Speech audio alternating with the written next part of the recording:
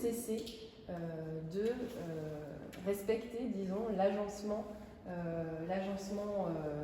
je dirais, séculaire de la peinture jusqu'ici, où même si elle n'était pas naturaliste, les couleurs correspondaient évidemment aux formes des sujets représentés.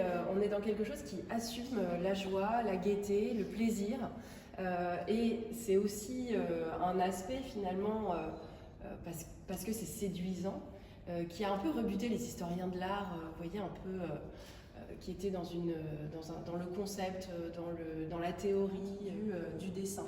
Et ça va créer un foisonnement, une vibration qui rend la toile extrêmement vivante. On va rencontrer le céramiste Joseph Luranzi Artigas en 1922. Et jusqu'à la fin des années 30, ils vont créer ensemble près de 300 pièces. Et bien dans le lieu où Dufy pouvait laisser libre cours à son imagination et qui n'est autre que son atelier. Les sons qu'elle entend et peuvent également développer son imagination et donc l'imagination du spectateur qui observe de la ville. On aimait le découpage de ces coupoles sur l'horizon. Il l'a représenté de près et de loin dans tous les sens des mets.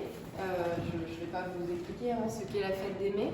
Ici, il la représente de manière assez épurée, puisque ce qui nous la rappelle, ce sont les petits fanions qui sont tendus dans les rues à ce moment-là.